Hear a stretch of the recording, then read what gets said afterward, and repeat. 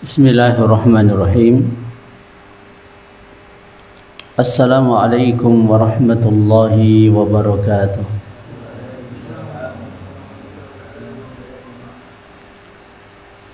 Innal hamdalillahi hamdan katsiran tayyiban mubarakan fihi hamdan yuwafi ni'amahu wa yukafi mazidah. Asyhadu an la ilaha illallah iqraran bihi wa tauhidan wa asyhadu anna Muhammadan abduhu wa rasuluh. Allahumma salli wa sallim wa barik ala rasulina Muhammadin wa ala alihi wa sahbihi wa man tabi'ahum bi ihsanin ila yaumiddin. Wa ba'du. Bapak Ibu kaum muslimin muslimat rahimani wa rahimakumullah.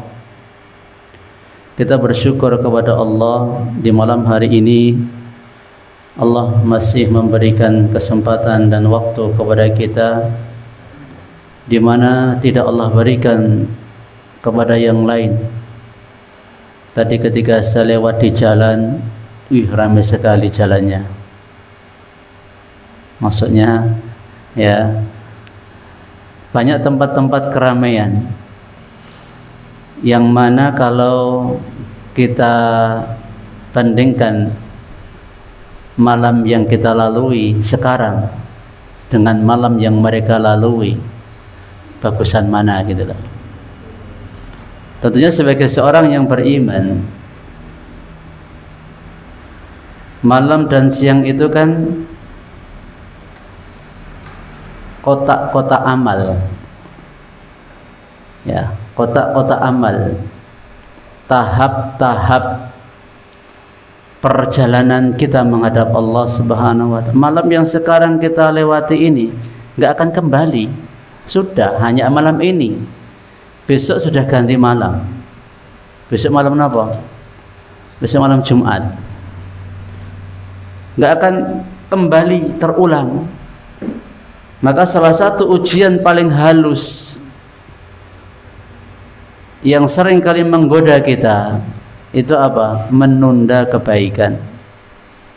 Nanti, ini mumpung, wah ini pas acara, ini pas.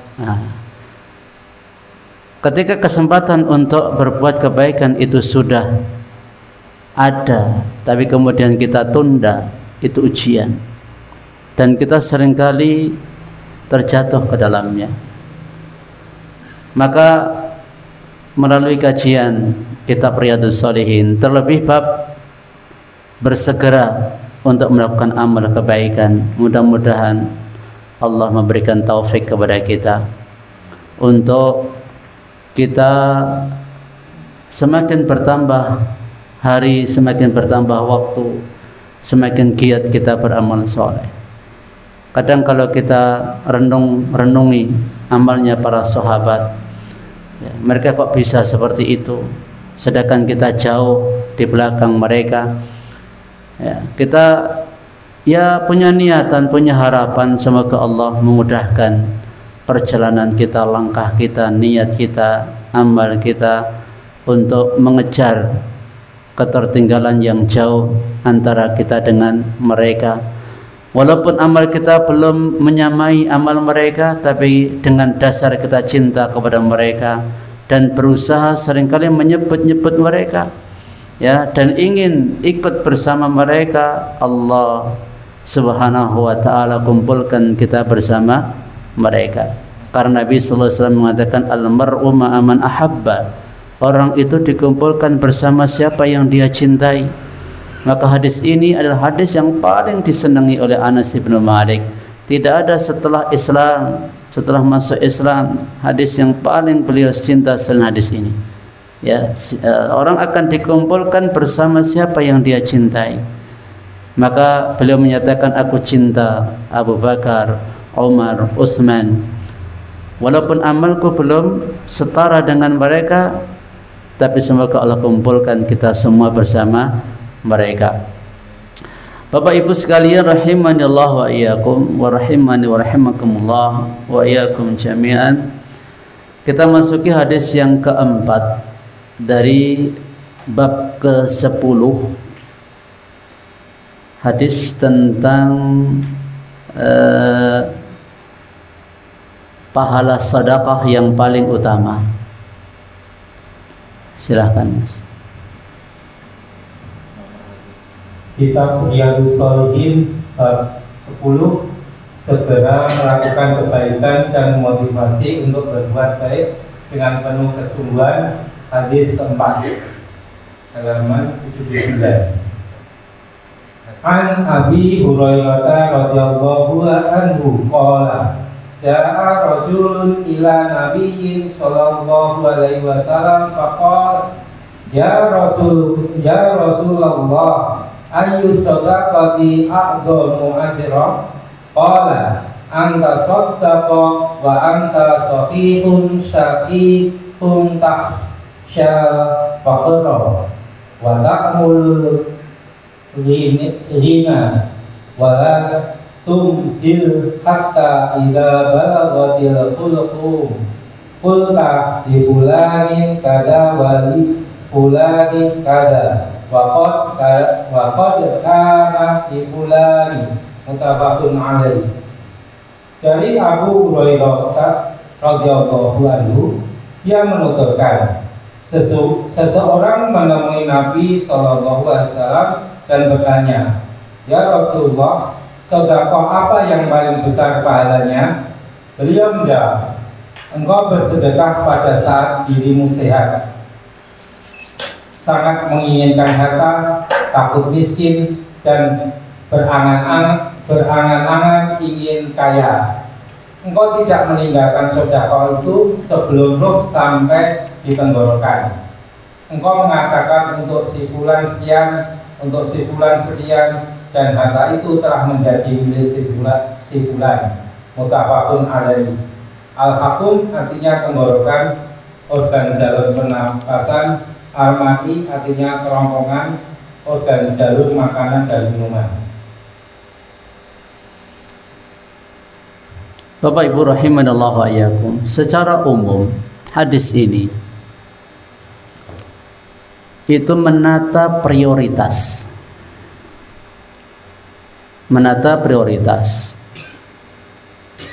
Bukankah kalau setiap kita mau usaha, pasti kita punya langkah-langkah, punya strategi, punya cara, punya kiat, agar untungnya usaha kita itu nanti besar. Pasti kita akan cari, ini ada cara A, cara B, cara C, pilihan A, pilihan B, pilihan C. Dari sekian banyak pilihan ini, yang akan kita lakukan, yang akan kita tempuh yang mana? Yang paling banyak mendatangkan keuntungan, yang paling banyak mendatangkan hasil. Topik pembahasan kita ini adalah prioritas dalam hal sedekah. Apakah yang paling baik itu yang paling banyak? Tidak juga. Ya. Apakah yang paling baik itu jenis harta tertentu? Tidak juga. Yang ditanya oleh sahabat ini adalah waktu sedekah bagi seseorang, kapan yang paling utama. Dan Nabi sallallahu alaihi wasallam memberikan jawaban, waktu sedekah yang paling afdal itu saat badan sehat. Saat badan sehat, keinginan masih kuat, hati cenderung cinta sayang terhadap harta, takut kalau miskin. Keadaan waktu kondisi yang seperti ini itu akan mendongkrak nilai sedekah daripada dikeluarkan di momen-momen selain ini. Karena ketika seorang sedekah saat badan sehat, punya angan-angan masih panjang, cita-cita masih banyak, terus ya biasanya kalau planning itu masih banyak, itu kira-kira eman-eman nggak sama harta. Kalau sudah nggak punya planning ya sudah, ini untuk kebutuhan, ini anakku, ini A, ini B, ini C, ini untuk istriku, ini untuk gini-gini, jadi pelan-pelan begitu kan rata-rata orang tua ya. Ketika keinginan untuk memegang harta atau menahan harta itu sangat kuat, saat badan sehat, saat hati itu sayang sama harta, cinta betul sama harta, dan kayak susah mau berpisah ya, dan takut kalau seandainya aku keluarkan ini nanti akan kebutuhan ini terkurangi, kebutuhan ini tidak terpenuhi, nanti akan jatuh miskin. Hal-hal ini kan perlu mujahadah ya, bisikan-bisikan ataupun apa yang ada di benak orang yang seperti ini kan butuh mujahadah ya, mujahadah. Pas badan sehat mikirnya alangkah wae ndak lagi pas lagi loro ya, ini kan kau sehat tuh masih butuh, kau mau usaha bisa uang kau pakai untuk usaha. Jadi kesimpulannya di momen-momen seperti ini ya, saat seperti ini melepaskan harta itu berat. Ini mujahadah yang paling tinggi ya. Dan di situ nilai keikhlasan akan tampak. Beda jikalau harta itu dikeluarkan pas nafas sudah sampai tenggorokan. Karek nyut po 2 nyut itu lepas. Ngelepas ke bondo gampang mboten? Gampang. Wis karek ngopo aku. Wis paling karek sedina porong dino. Ya, tapi yang sehat itu mikirnya cek selamanya. Badan sehat seperti itu. Juga ketika hati itu sudah intinya menginfakkan harta yang itu sisa turahan dengan yang ini disayang, lebih besar mana pahalanya? Tentu saat mengeluarkan harta dalam kondisi kita sayang ya, di situ nilai sedekah yang paling afdal. Bapak Ibu sekalian rahimallahu ayyakum, dalam hadis ini Nabi sallallahu alaihi wasallam memberikan bimbingan. Bimbingannya apa? Pahala paling tinggi itu lahir ketika ya, pahala sedekah paling tinggi itu lahir ketika sedekah nembus rasa sayang pada harta ya. Kalau sampai tembus ke rasa sayangnya ini ditembus, syahwat untuk menahannya ini dilewati, bukan saat ketika pilihan cuman tinggal tak waris ke A atau B atau C ya. Ini pahala tertinggi ketika seseorang sedekah. Tayyib. Nanti di akhir insyaallah saya akan rangkumkan ya, faktor-faktor apa saja yang menjadikan amal itu bernilai tinggi. Semoga nanti tidak lupa. Kemudian ketika seseorang menunda ya, menunda untuk bersedekah sampai ketika sakratul maut, ini akan apa? Namanya tidak cepat dalam beramal, dan ini banyak terjadi. Sayang orang yang sudah mati nggak akan kembali lagi, nggak akan cerita. Tapi paling tidak kita tahu, ayat juga menjelaskan ketika ajal menjemput seseorang, apa doanya? Rabbi laula akhartani ila ajalin qarib fa as-saddaqa. Ya Rabb, beri aku tangguh sampai waktu tertentu agar aku bisa sedekah. Barang sebentar saja ya Allah agar aku bisa sedekah dan aku termasuk orang-orang yang saleh. Maka kok yang diharapkan kok bisa sedekah, yang diinginkan kok bisa sedekah, kok enggak pengen umroh atau pengen apa? Karena apa? Tahu ya, barangkali sedekah kan cepat. Beda kalau mau sholat kan dadak wudu, dadak melakukan. Kalau sedekah tinggal ngomong atau tinggal tanda tangan atau intinya tinggal mengucapkan, selesai. Ya. Itu yang diangan-angankan oleh orang yang akan meninggal dunia. Dan semoga Allah Subhanahu wa taala ya memberikan yang terbaik untuk kita semua. Tayyib. Apakah kemudian tidak boleh ketika mau ajal sedekah? Boleh tidak? Boleh. Kita itu bicara yang paling afdal, yang paling tinggi pahalanya. Allah Subhanahu wa taala bahkan menjelaskan kita nggak akan bisa sampai ke albir. Lan tanalul birra hatta tunfiqu mimma tuhibbun.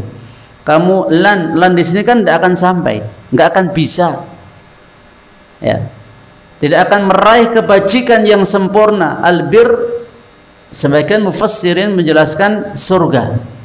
Nggak akan bisa mendapatkan surga hingga kalian infakkan apa yang kalian cintai.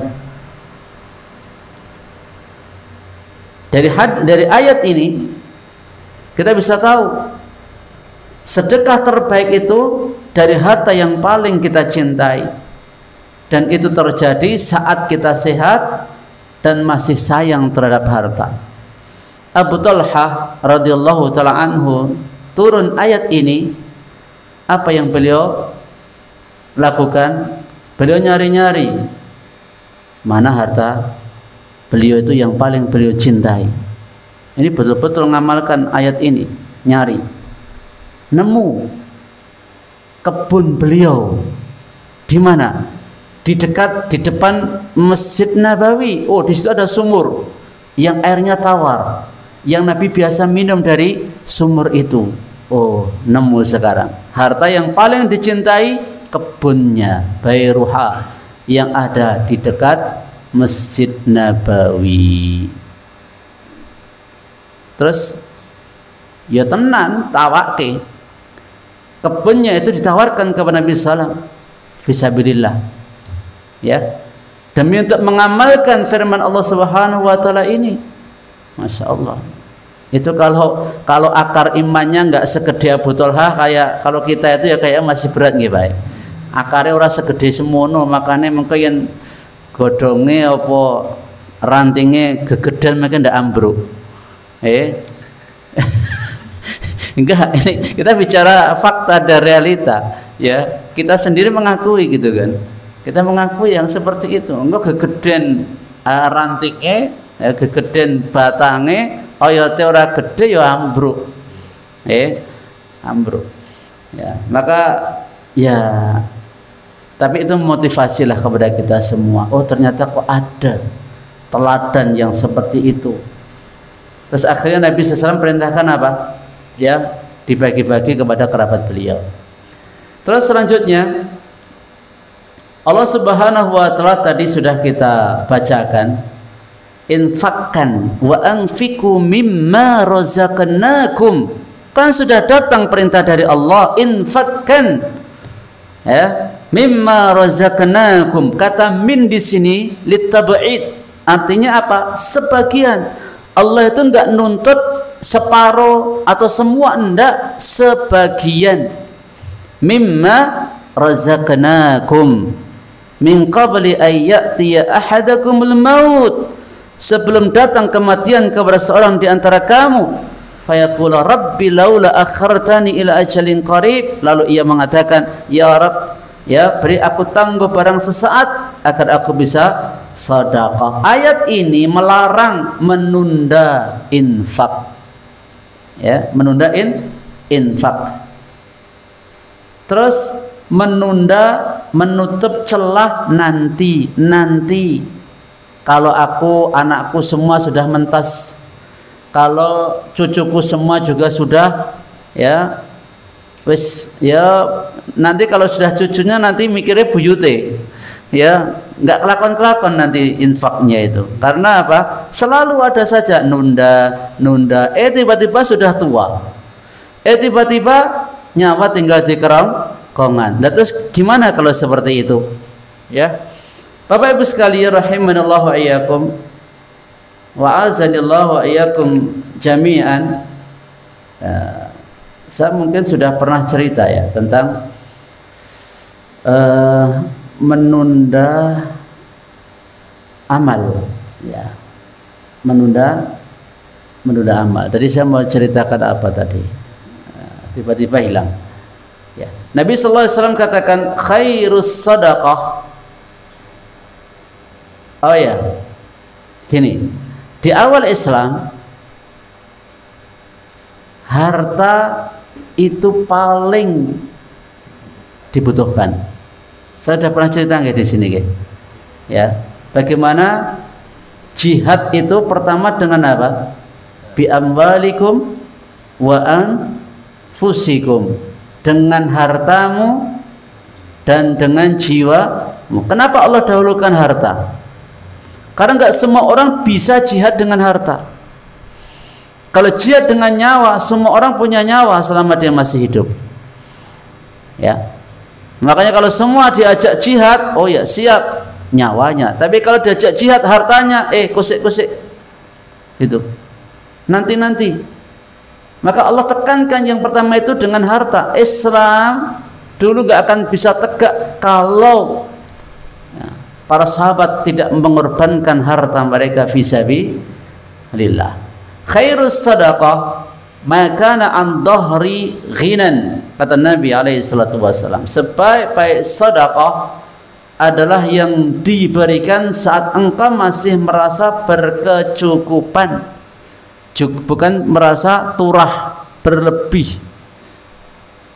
Di sini Nabi sallallahu alaihi wasallam menjelaskan bukan nunggu saat kita terdesak, tapi saat sandaran dunia itu masih ada, itu buktinya yakin sama Allah. Sekarang misalnya hanya punya uang 1 juta, terus diinfakkan 100.000, nanti kan juga Allah akan kasih lagi. Enteng toh mikirnya, ya. Orang punya uang 1 juta, dia infak 100.000, dengan orang punya 1 miliar, dia infak 100.000, besar mana nilainya? Nominalnya sama, tapi nilainya besar mana? Besar yang hanya 1 juta tadi infaknya 100.000. Karena apa? Bagi dia 100.000 itu 10% dari harta yang dia miliki. Kecintaannya atau kekhawatirannya berkurang 10%, dengan yang 1 miliar keluar 100.000, berapa persen itu? 1%, tak? Betul tak? 0,1 malahan, ya, 0,1. Berarti kalau sama-sama 10% harusnya berapa? 100 juta. Iya, ya, 1 miliar, ya, kelong 10%, 100 juta. Nah, itu baru apa? Dari sisi sayangnya dan tentang jumlahnya itu sebanding. Makanya kalau orang kaya infaknya cuma 100.000, 200.000 itu kecil, gitu kan? Ya, jangan malah bangga, aku kalau segitu sudah lumayan. Nah, itu lihat orang kerja kuliah aja sehari kerja 100.000 misalnya, hitung-hitungannya begitu. Iya, iya. Tapi dia nggak mikir bahwa nikmat yang Allah berikan kepada dia itu banyak, gitu loh. Dan kalau dia di saat dia sayang terhadap hartanya, di situ nilai pahalanya semakin tinggi. Nabi mengatakan la an yatasaddaqar rajulu fi hayatihi bidirhamin khairan lahu min ayatasaddaqa 'inda mautihi bimi'atin. Berinfak 1 dirham di masa hidupnya lebih baik baginya daripada berinfak 100 dirham saat kematian. Insyaallah. Nilai waktu dan keadaan itu sangat menentukan kualitas pahala. Ya. Yang pas sakit niku sayang mboten kalih bondone. Jenengan mengukur saat jenengan sakit sama saat jenengan sehat, terserane karo bondo ijek akeh pundi? Sepakat nggih? Sepakat. Yen pas lara niku sing dipikir apa? Wah, wis ora patek butuh bondo. Iya, ketoke gitu kan. Ada kisah menarik, Syekh Abdul Razak bin Abdul Muhsin Al-Abbad menceritakan tentang kenikmatan. Ada seorang raja kaya raya, dia punya apa kekayaan yang banyak sekali. Dia juga punya kebun buah-buahan yang banyak bermacam-macam buahnya. Dia punya pekerja, ya. Tapi raja ini punya penyakit. Penyakitnya apa? Nggak bisa menikmati kekayaannya itu. Kalau makan buah ya buahnya tertentu, dilarang. Sugih tapi pantangannya oke. Napa penak Pak? Sugih nih pantangannya oke niku. Ya serap penak. Sedangkan pekerja dia nggak ada pantangan. Ya, dia nggak ada pantangan, mangan apa wae nggak ada pantangan. Dia mau minum apa, mau makan apa, bebas dia. Maka dia berpikir, kalau seandainya dia mau menukar kesehatan dia, ya, dia siap menyerahkan hartanya dia. Ternyata nikmat orang itu wang sinawang. Sing biasa duduk manis jadi direktur, ya, di tempat yang AC, penyakit juga mengintai di mana-mana, ya. Kok nyawang petani, kok esuk-esuk wis panas-panas, tukang beca, ya, tukang nopo kok tidur nenggon becak ya bisa. Padahal dia kalau mau tidur harus minum obat tidur, gitu kan? Ini gimana nikmatnya itu kan? Cuman wong sinawang gitu, ya. Maka cari kenikmatan abadi itu di akhir. Dunia itu bukan jenengan nama wong sinawang ya. Ketoke wah presiden ini enak, mumet ya presiden itu. Apalagi ngadepi koruptor-koruptor itu, wah. Ya, dan juga ancaman-ancaman, makanya nggak usah nyawang orang lain. Kita fokus ke diri kita dan persiapan bekal kita masing-masing. Nanti jenengan nggak akan nanggung amalnya yang lain, masing-masing nanggung diri sendiri-sendiri. Nggak usah mikir yang lain, mikir diri sendiri. Bapak Ibu sekalian rahimallahu wa iyyakum, Nabi SAW sampaikan, ya, anta saddaqa wa anta sahihun syahih. Ya Rasulullah, ayyu sadaqati a'zamu ajran? Ya Rasulullah, sedekah apa yang paling, atau waktu sedekah apa yang paling besar pahalanya? Anta saddaqa wa anta sahihun syahih. Jikalau engkau bersedekah dalam keadaan sehat dan takut miskin, sehat jasmani dan tabiat manusiawi yang cenderung menahan harta, mengalahkan kekikiran naluri, ini akan menaikkan derajat ikhlas, ya, akan menaikkan derajat ikhlas. Level ikhlasnya naik, karena ikhlas itu nggak satu level. Jenengan yakin ketika jenengan beramal ikhlas, ikhlasnya jenengan sama dengan ikhlasnya Abu Bakar, sama dengan ikhlasnya Umar, ya, sama dengan ikhlasnya yang lain? Enggak satu level. Ikhlas itu berlevel-level. Semakin seseorang mengikhlaskan ibadah kepada Allah, semakin tinggi kualitasnya. Semakin dia beribadah itu enggak Ikhlas itu tidak pengen pujian, mau dikatakan A, B, C, D, mau diberi nilai rapot merah, mau diberi rapot hitam, rapot apa, nggak peduli sama manusia. Yang dicari cuma ridhonya Allah Subhanahu wa ta'ala, itu ikhlas. Kalau masih pengen pujian, kalau masih pengen popularitas, kedudukan, nilai di hadapan manusia, wah, masih dipertanyakan keikhlasannya itu. Ya, dipertanyakan. Tastakhshal faqra wa ta'ammal ghina wa ta'mulul ghina. Takhshal faqra wa ta'mulul ghina. Kau khawatir miskin dan kau berharap kaya. Ini kan kalkulasi manusia ya.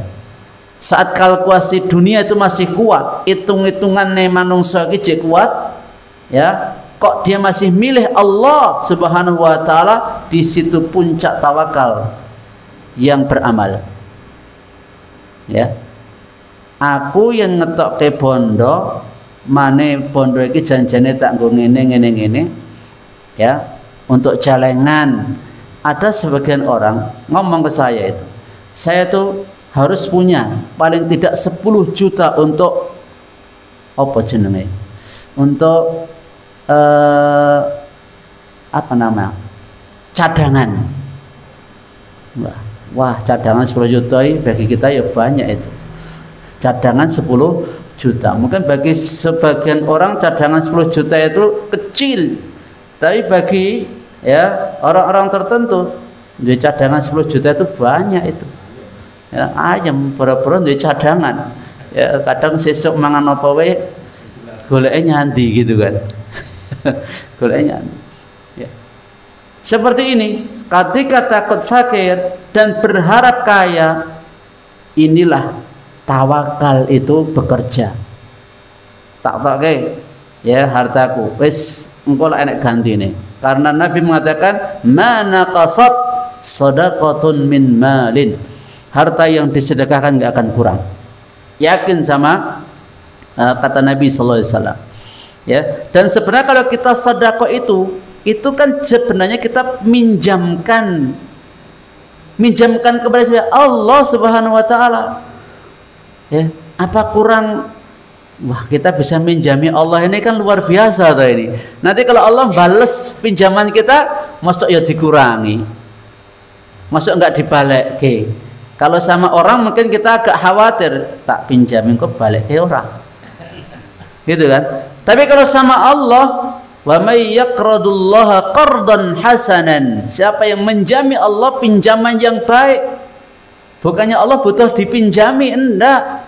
Ya, sebenarnya kan harta itu kita simpan itu. Maka Nabi mengatakan dalam suatu hadis, man tasaddaqa bi'iddi tamratin min kasbin thayyib wa la yaqbalullahu illa thayyib. Ya, siapa yang bersedekah ya sebesar 1 butir kurma dari hasil yang baik dan Allah tidak menerima kecuali yang baik, Allah akan terima itu. Ya, dan Allah kembang biakkan seperti seorang di antara kamu mengembang biakkan seekor belu anak kuda hingga menjadi ya selembah atau segunung banyaknya. Loh, ini enggak ada bunga yang lebih besar daripada yang diberikan Allah Subhanahu wa taala. Paling manusia lembaga ngasih bunga berapa persen itu? Ya, berapa persen? Itu aja nanti potongannya itu banyak kok. Tapi kalau Allah enggak ada potongan, ya, dan juga nggak usah khawatir kalau sampai terkurangi. Bayangkan 1 butir kurma menjadi segunung. Ini kan luar biasa balasan dari Allah Subhanahu wa taala. Kalau kita menyadari bahwa sedekah itu sebenarnya kita minjami kepada Allah, maka kita akan senang banyak-banyak minjami kepada Allah karena pasti Allah akan balasnya lebih. Ya. Jenengan misalnya di pengalaman minjami kepada si A, kemudian si A itu mengembalikan lebih, misal minjami 1 juta, dia kalau mengembalikan itu 2 juta, padahal nggak diminta. Terus ketika dia minta minjami lagi, jenengan mau nggak? Senang. Ya, kalau itu halal loh ya. Seandainya kalau itu halal itu boleh, pasti senang. Ya, karena apa? Nambah. Dan Allah Subhanahu wa taala tidak nanggung-nanggung. Kalau satu butir jadi segunung itu berapa nambahnya? Ya. Berapa itu? Nggak bisa dihitung. 700 kali lipat sampai kelipatan yang banyak sekali. Kita nggak bisa menghitungnya saking banyaknya pembalasan dari Allah Subhanahu wa taala. Tidakkah kita segera untuk beramal, segera untuk bersedekah? Tengok dulu Nabi SAW selesai khutbah Id, Nabi SAW datangi kaum wanita. Nabi sampaikan kepada mereka di antara isi khutbah beliau, memerintahkan para wanita untuk sedekah, karena beliau melihat penghuni neraka kebanyakan wanita. Nabi perintahkan mereka untuk bersedekah, maka para wanita segera sedekah. Mereka lemparkan anting-anting, perhiasan, apa yang mereka miliki, apa yang mereka bawa, ya, sampai Bilal bin Rabah kan ditaruh di jubahnya Bilal bin Rabah itu sampai keberatan. Itu menunjukkan bersegeranya mereka. Nah, kalau kita nunggu engkau wae lah bersolat, tekan ngomah engkau mikirnya wis beda. Wah iya iki butuh anak kurung rampung iki, gitu kan? Ketika nggak segera ngambil kesempatan, apa yang terjadi? Digoda oleh setan. Itu yang banyak ya menimpa kita, mboten namung jenengan, kita. Ya, kula ya termasuk. Ya. Terus hatta idza balagatil hulqum. Hatta idza balagatil hulqum. Ya, hingga apabila nyawa sudah sampai ke tenggorokan. Ya. Hulqum itu tenggorokan. Ini kode fase sakarat. Ya, kalau sudah sampai tenggorokan, nasallahu alaihi afiyah. Terus kalau sudah sampai situ, apa dia katakan? Li fulan kada, wali fulan kada, waqad kana li fulan. Dia tentukan ini untuk fulan sekian, untuk si fulan sekian. Padahal dia enggak ngomong pun, memang itu sudah bukan hartanya lagi.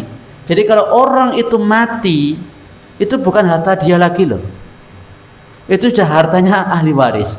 Cobi, ora susah Pak, sing ngumpul kewe pirang-pirang tahun. Ini jadi sawah, ini jadi ladang, ini jadi perusahaan, ini jadi ini dikumpul ke mati wis ra duwe hak. Cobi. Ya, kayaknya sebab sudah haknya ahli waris, hak anak atau haknya istrinya, ya anak dan ahli waris dia yang punya. Dia sudah nggak punya. Coba bisa nggak nanti kalau dia mati, anu ya sawahku kayak infakna ya ya, wakafna ya bisa nggak? Sudah nggak bisa. Ya anaknya pun juga mikirnya, Allah, bapak kan sudah nggak punya, ini kan hak saya, kan terserah gue kan, terserah saya mau saya apakan. Apakah anak zaman sekarang pikirannya seperti kita? Hah? Ada seorang dokter yang nyekolahkan anaknya di kedokteran, ya. Dia berpikirnya juga seperti itu. Berpikirnya begini, ya kalau nanti anakku, anak cuma satu, laki-laki, ya kalau nanti anakku itu ngerti sama aku, makanya dia rajin untuk berinfak, untuk bersedekah. Karena apa? Ya harta yang diinfakkan sekarang ini akan menyelamatkan dia. Pinjaman yang dia berikan kepada Allah, ya, titipan yang nanti akan diambil di hari kiamat, itu harta dia yang sejati, bukan yang nanti jadi milik anaknya. Kalau jadi milik anaknya ya sudah selesai. Misalnya anaknya dapat warisan ya 10 miliar. Coba kira-kira orang tuanya di alam kubur kira-kira gimana? Anaknya dapat warisan, dia mengumpulkan harta sampai dapat 10 miliar misal. Terus anaknya kebagian harta itu. Kira-kira loh, niki hitung-hitungan wae apa-apa kalkulasi. Kita kalkulasi akhirat bukan kalkulasi dunia. Kalau kalkulasi dunia jenengan mungkin lebih pintar dari saya. Kita kalkulasi akhirat. Ketika kita mati di alam kubur, kita punya warisan 10 M, Mungkin saat kita hidup bangga kita punya harta. Ya, kita pas sehat koyo-koyo. Ya, kayaknya nggak butuh kepada siapapun, nggak butuh kepada apapun. Karena dia telah cukup. Tapi ketika dia wafat 10 M, Pak. Ya, kalau seandainya dulu dia hidup, wah, lembok yo sak M wae lah, misalnya. Gitu kan mikirnya. Aku ndak ben kena ngopo? Nelongsone ning alam kubur gitu kan. Kenapa dulu aku punya harta segitu? Mbak ya 1 M. Dulu ketika masih hidup nilai 1 M besar enggak? Besar. Tapi ketika mati kecil apa besar? Kecil. Bahkan ketika tahu nanti dia akan dapat azab, ditanya, kalau kau punya dunia seisinya, maukah kau gunakan untuk menebus dirimu dari api neraka? Siap. Loh, boro-boro M, Mbak. Dunia seisinya kalau dia punya, mau kok. 2 kali lipatnya pun mau. Itu menunjukkan ya, memang kahanan ten mereka kalih ten mriki niku benten. Ya, beda. Bapak Ibu sekalian rahimallahu wa iyyakum wa anzalnahu wa iyyakum jami'an. Faedah yang bisa kita ambil dari hadis ini, ya, sedekah tercepat, ya, itu lebih besar daripada sedekah terbesar. Cepat, ya tadi di saat sehat, ya. Ini kan cepat, ya. Dia sedekah saat sehat 100.000. Dengan dia sedekah ketika mau mati 100.000 atau 1 juta. Besar mana? Besar yang 100. Karena apa? Yang 1 juta itu sudah tidak dia sayangi lagi. Karena mau nggak mau pasti akan berpisah dengannya. Tapi kalau yang 100.000 ini eman-eman, ada sayang sama harta. Tapi kalau yang 1 juta tadi, dia nggak sayang lagi sama hartanya, karena ya wis bakal pisah, gitu kan? Disitulah, ya, sedekah tercepat itu lebih besar pahalanya. Maka di sini bukan kuantitas, bukan yang paling banyak sedekahnya, tapi momen, kualitas waktu. Saat sehat, saat butuh, itu sering lebih bernilai daripada nominal. Yang kedua, uji iman. Ujian iman itu ada pada hitung-hitungan. Saya tadi kan ngajak jenengan hitung-hitungan. Mbok hitung-hitungan kula pas napa mboten jenengan nilai sendiri. Ya. Takut miskin lawannya pengen kaya. Diuji. Saat 2 hal ini menggelayut di dalam benak kita, kita mau infak kok yo aku butuh, kok yo aku takut miskin, sama aku kok yo pengen sugih, kat ndek ben kok aku kok koyo ngene wae kahanane. Kalau aku yo pengen koyo kae lho, iso mobile iso apik, iso ngene kan yo menaikkan taraf ekonomi itu, Pak. Kalau mikirnya begitu, kapan akan sedekah? Itu yang menghalangi orang untuk sedekah. Karena apa? Punya pengangen-angen banyak, punya keinginan cita-cita yang banyak. Padahal kalau kita tengok amalnya para sahabat, ada ayat turun itu memuji amalnya sahabat. Ya. Ketika Nabi dapat tamu, Nabi SAW tidak punya, tanya kepada istri-istri beliau, nggak ada yang punya makanan. Loh, sampai seperti itu loh keluarganya Nabi SAW. Sampai untuk jamu tamu aja tidak ada. Terus Nabi minta kepada sahabat, siapa yang bisa menjamu tamunya Nabi SAW ini. Terus akhirnya ada seorang sahabat Ansor yang siap. Padahal di rumah nggak tahu ada apa, punya apa nggak tahu itu. Pokoknya siap, mau dijamu untuk makan malam. Terus sepulangnya di rumah, dia tanya sama istrinya, adakah makanan? Udah mau bacot ngomong iya ngono iki, tapi ora ngerti nang omah enek panganan apa ora. Ya, sampai seperti itu, Pak. Ya. Terus istrinya bilang ada, tapi jatah makan malam anak kita. jatah makan malam anak kita, tidurkan ya, buat nanti ya ketika tamu datang matikan lampu ya, kemudian matikan lampu itu tujuannya supaya apa ya, tamunya makan terus mereka berdua pura-pura klotek-klotek gitu kan, pura-pura ikut makan ya, karena nggak kelihatan toh ya. Kalau tamunya ngerti jatahnya cuma cukup mereka, tuan rumah nggak makan apa-apa kan ya pekewo coba. Sampai seperti itu ya. Amalnya sahabat Ansor itu luar biasa. Kita kadang ya malu juga ya sampai sejauh itu pengorbanannya, infaknya ya. Merintahkan anak-anaknya padahal nangis minta makan. Nah, karena jatah makannya dikasihkan tamunya loh. Allah takjub sama amalnya sahabat Ansar ini. Turun ayat yang menceritakan walladzina ja'u min ba'dihim, sebelum itu walladzina tabawwa'u ad-dara wal imana min qablihim yuhibbuna man hajara ilaihim wala yajidu fi anfusihim harajan mimma wala yajiduna fi anfusihim wala yajiduna fi anfusihim wa yukthiruna ala anfusihim walau kana bihim khasasah. Ya, saya ambil ayat akhir aja. Dan mereka ithar itu mengutamakan orang lain daripada diri sendiri walaupun mereka butuh. Wa may yuqassuha nafsihi fa ulaika humul muflihun. Siapa yang Allah Subhanahu wa taala selamatkan hatinya dari kebakhilan, pelit, mereka orang yang sukses, orang yang beruntung.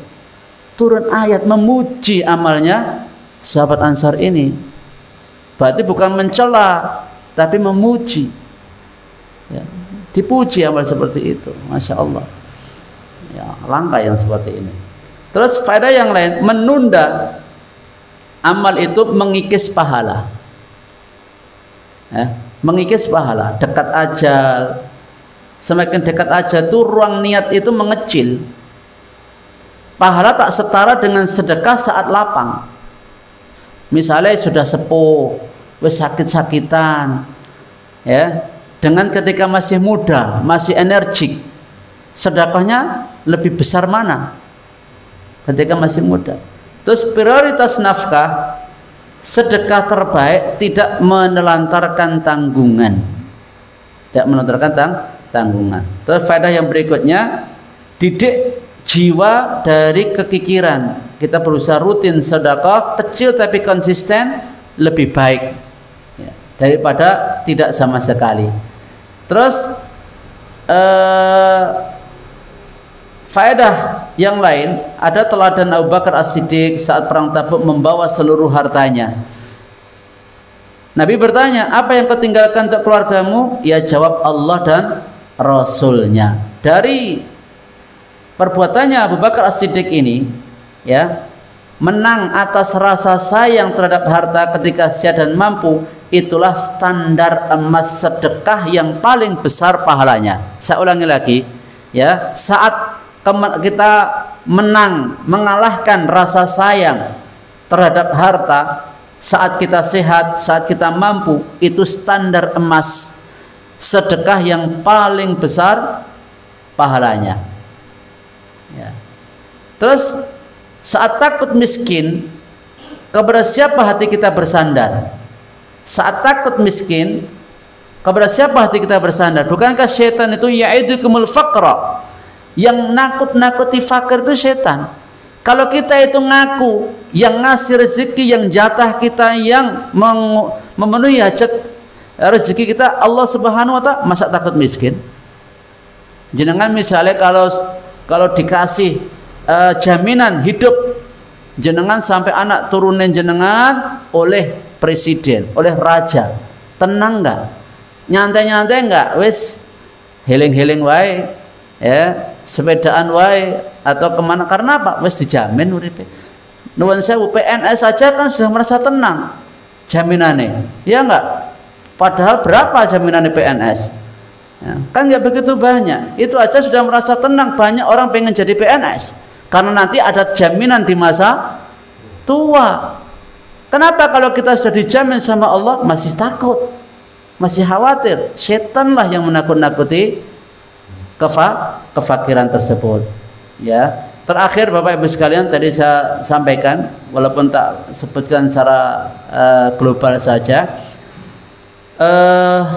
hal-hal atau faktor apa yang menjadikan pahala amal itu berlipat ganda. Satu, niat. Ya, ketika motivasinya lillah ini lebih kuat, paling kuat, nggak ada pamrih, nggak ada riya, nggak ada ujub, nggak ada sum'ah, semakin ikhlas, semakin besar pahalanya. Maka Ibnu Mubarak mengatakan ruba amalin saghir tu'adhimu niyyah wa ruba amalin kabir tusaghiru niyyah. Bisa jadi amal itu kecil jadi gede tergantung niat. Bisa jadi amal besar jadi kecil tergantung niat. Seperti kisah orang yang ya amalnya kecil tapi jadi gede. Apa amalan kecil? Menyingkirkan gangguan di jalan. Dengan sebab itu masuk surga. Amal besar berjihad, bersedekah, mengajarkan ilmu, baca Quran, tapi nggak bermanfaat. Yang kedua, waktu-waktu utama. Ya, Ramadan misalnya, Lailatul Qadar, 10 awal Dzulhijjah, 10 malam akhir Ramadan, itu juga amal itu berlipat ganda. Yang ketiga, tentang keadaan pelaku. Ini sesuai yang kita bahas malam hari ini. Saat sehat, saat berat hati, ya, itu akan naik level pahalanya. Makanya amalnya Ibrahim alaihissalatu wassalam menyembelih putranya itu jadi berkah enggak itu? Jangan misalnya dikasih tawaran nyembelih anak, ya seperti Nabi Ibrahim alaihissalam, mau enggak? Tapi coba sampai hari kiamat amal beliau itu ditiru. Ya, korban udhiyah mencontoh beliau enggak? Beliau dapat pahalanya enggak? Dapat. Kalau dikasih iming-iming begitu masih mau enggak? Wah ya Fatih. Nah, karena apa? Level iman kita enggak sebesar level imannya Ibrahim alaihissalam. Bukankah anak itu sangat kita cintai? Nah, tapi kecintaannya Nabi Ibrahim yang sangat terhadap anak sekalipun bisa dikalahkan. Kalau anak sama harta itu kira-kira lebih sayang mana nggih? Anak nggih? Anak. Lah kalau anak aja beliau rela untuk korbankan, bagaimana dengan harta? Terus yang faktor yang lain, cara memberi ini juga mempengaruhi kualitas nilai dari amalnya. Cara memberi rahasia, secara rahasia itu menjaga keikhlasan itu lebih afdal. Seakan tangan kiri nggak mengetahui apa yang diinfakkan tangan kanan. Itu kan salah satu dari 7 golongan yang akan mendapatkan naungan Allah dari kiamat. Ya, yaitu bersedekah secara sembunyi-sembunyi atau rahasia. Walaupun menampakkan sedekah itu baik, tapi menyembunyikannya ya itu lebih baik. Terus prioritas sasaran. Ini juga faktor yang mempengaruhi juga. Yang paling berhak, yang paling butuh, tepat sasaran itu menaikkan bobot maslahat, ya, dan pahala akan lebih besar. Faktor yang lain dawam, terus menerus, ya. Amal sesekali walaupun gede, misalnya baca Quran bisa sehari 1 juz, tapi sebulan libur. Ya, dengan sehari 1 lembar ajak lebih banyak yang tiap hari daripada sebulan 1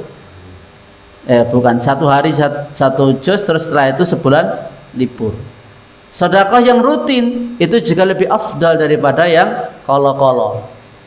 Terus pada yang lain atau faktor yang lain, amal jariyah itu akan berbuah terus. Ya. Air bersih, mushaf, beasiswa, ilmu. Ya. Makanya kita harus pandai-pandai menentukan, memilih. Ini aku kalau mau ngamal, mana yang paling afdal? Terus beramal di saat sempit dan ujian.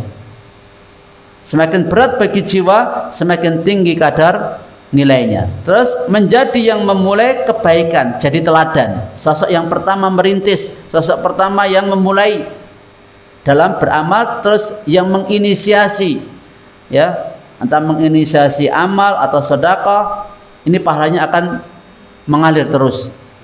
Ya, makanya yang menginisiasi pembunuhan pertama kali, ya, dia akan nanggung dosanya. Yang menginisiasi amal kebaikan pertama kali, dia akan mendapatkan pahalanya sampai yaumul qiyamah.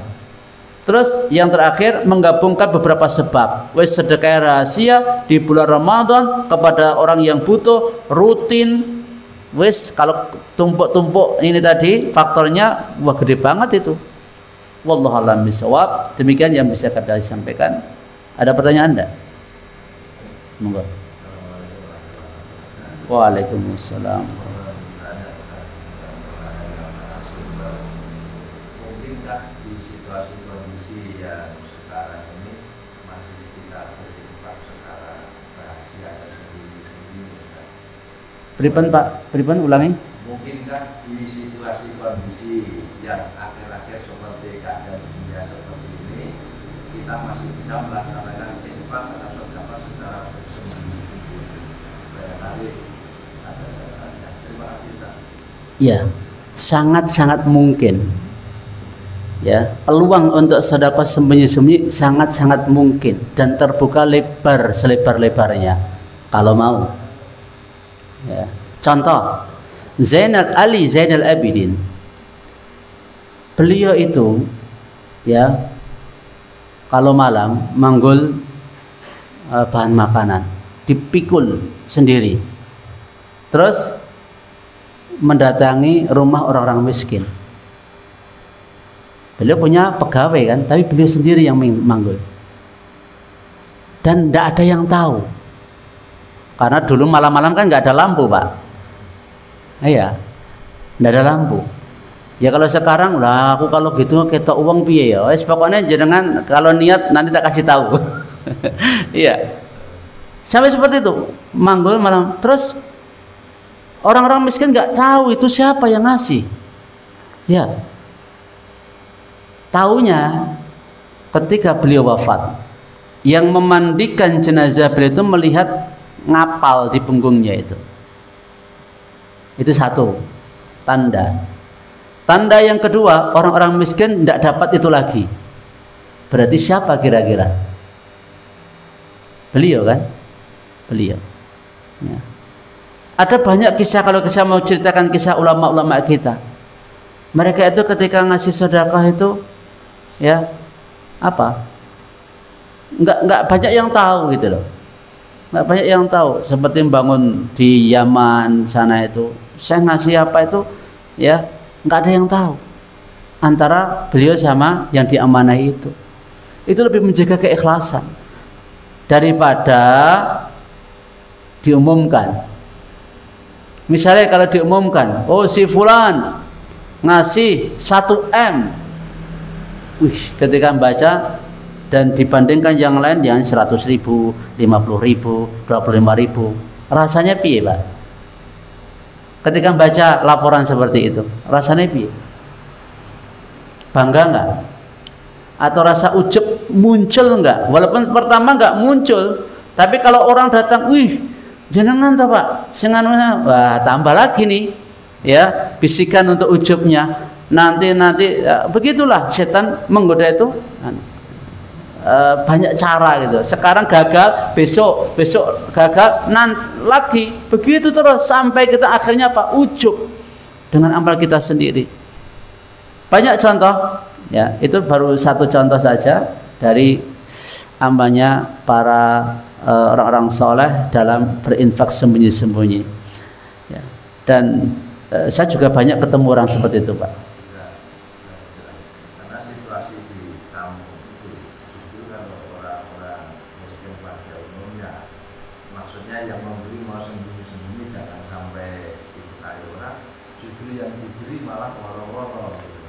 Nah itu di luar anunya kita. Jadi itu disebutkan dalam hadis. Ketika seseorang itu beramal, dia memang nggak ingin untuk diketahui orang lain.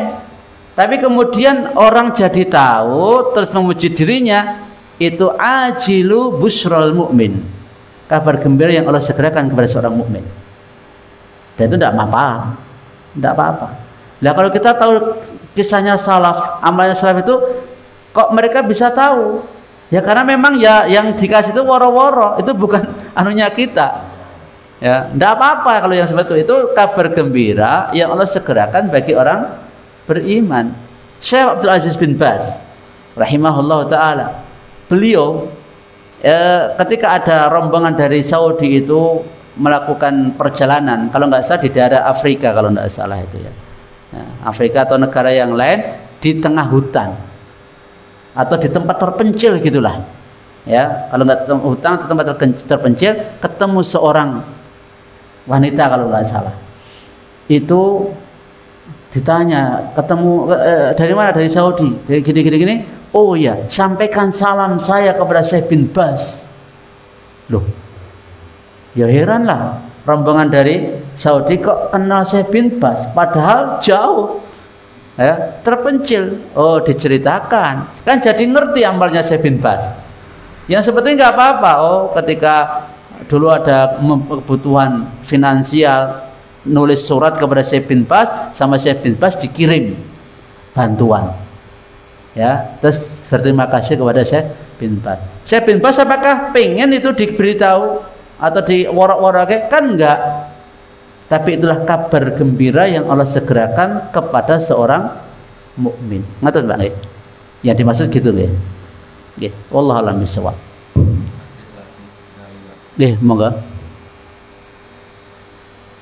Mau tanya Ustaz, tadi Ustaz istilahnya semacam menahan amal, utawa ngendi-ngendi, utawa mundur-mundur amal, itu kan berdampak negatif. Misalkan gini dah, kita sebagai seorang, misalkan dalam kehidupan rumah tangga, itu misalkan kan pas ini bulan tanggal istilahnya sebelum puasa, misalkan puasa itu masih 4-3 bulan, kita punya planning ketika waktu sekarang itu kita sudah mengumpulkan sedikit-sedikit, tetapi dihentikan di saat besok misalkan pas bulan puasa ini begini. Di situ itu dengan unsur seperti itu termasuk mendiri tidak?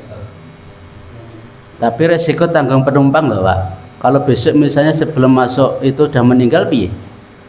Sementara gini, kalau misalkan seperti itu, misalkan bulan 10 oh ya dikumpulkan, tapi udah dipisah gitu loh.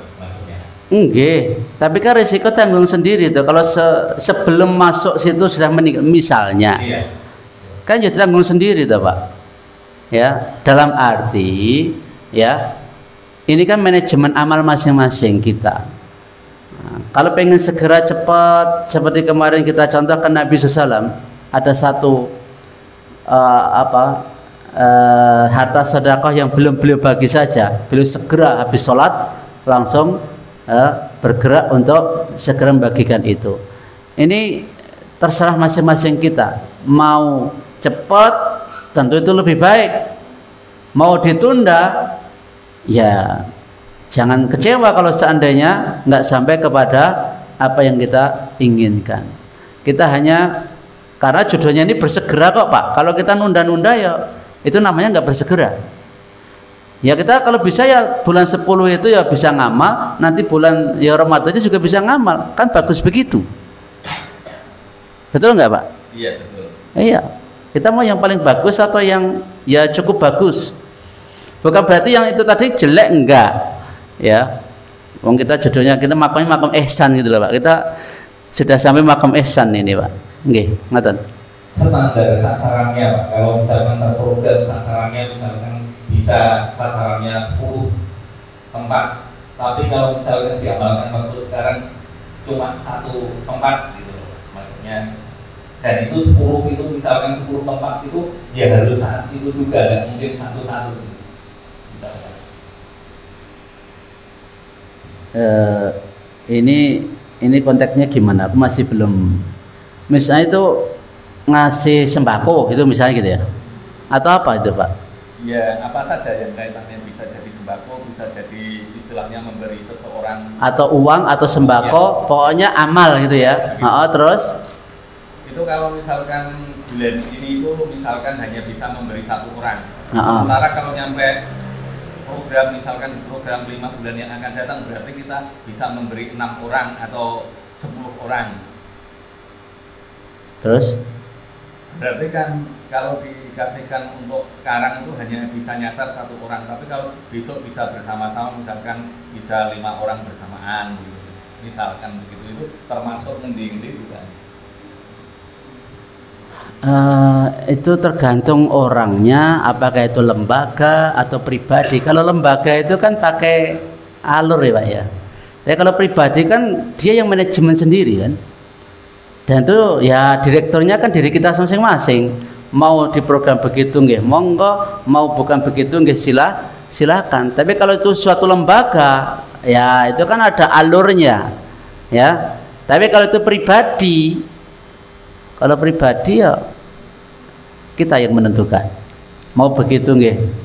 Kalau memang itu yang terbaik nggih silahkan. Kalau ada yang lebih baik nggih monggo dicari. Ngoten, Mbak? Iya.